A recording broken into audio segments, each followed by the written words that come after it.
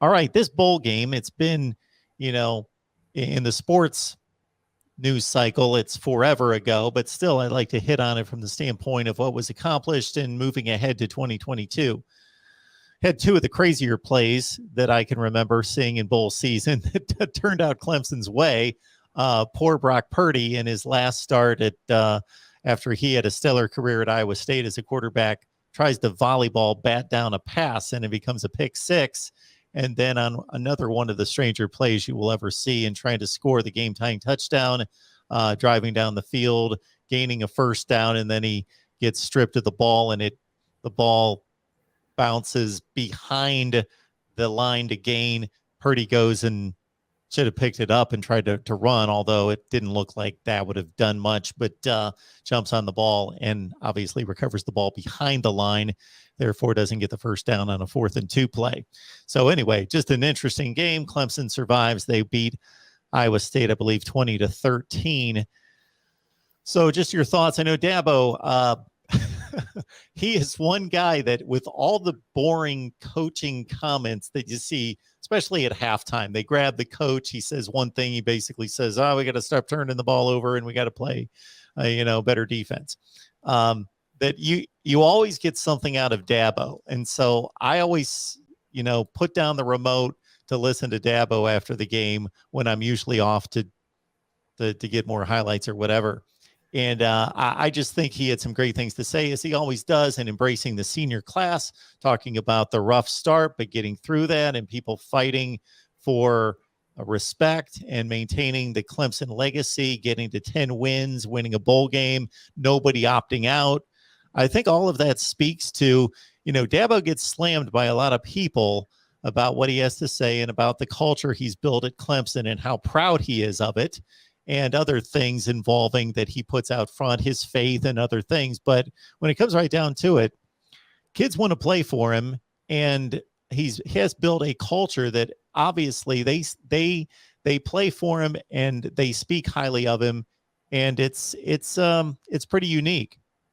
Yeah, James Skowski, the 6-year linebacker for Clemson, he flat out told us after the game, this was by far his favorite. He said he's played national titles, college football playoff games, you name it, all the ACC championships. He said none of that this year didn't matter. This was still his favorite season of his career. And he said by far, that was his exact words, by far his favorite season.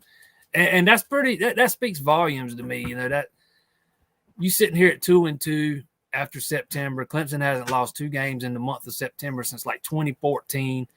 It would have been easy for those guys, to kind of halfway mail it in, hang their heads. We're not winning the ACC. Not to interrupt you, I don't think they've lost 2 games the entire season since 2014. Yeah, it'd have been easy, to kind of, if some of those guys would have mailed it in, but they didn't. They all bought in.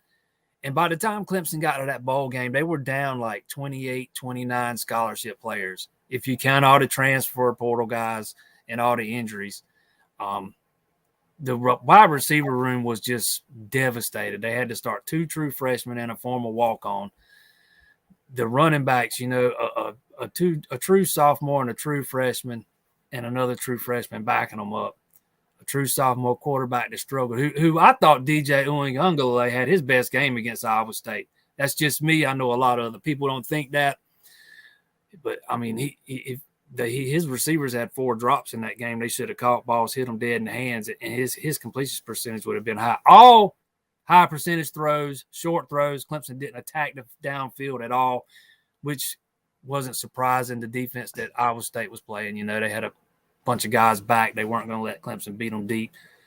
Not that Clemson was going to try to anyways. Clemson's bread and butter down the stretch has been running the ball, and that's what I thought they'd do coming in, and that's what they did. Not to the success they had against Wake or South Carolina, but just enough, to get it done. But overall, this might have been Dabo Swinney's, best coaching job yet. Like I said, all those guys, they stayed bought in, and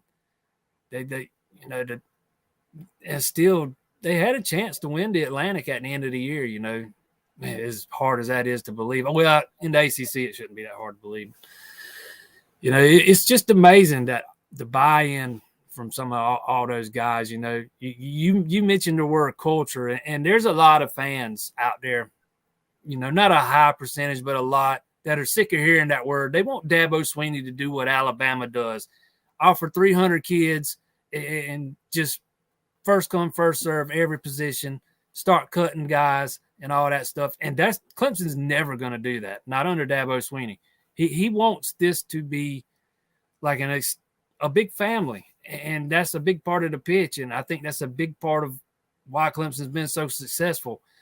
Their only focus is on getting a certain type of player, you know, the guys that are drawn to Clemson for whatever reason. Maybe they want to get away from the big city life. Maybe they haven't had a good family life and are looking for a new kind of extended family or whatever. But that culture resonates with a lot of these kids, and I think it's one of the biggest reasons why Clemson's been so successful.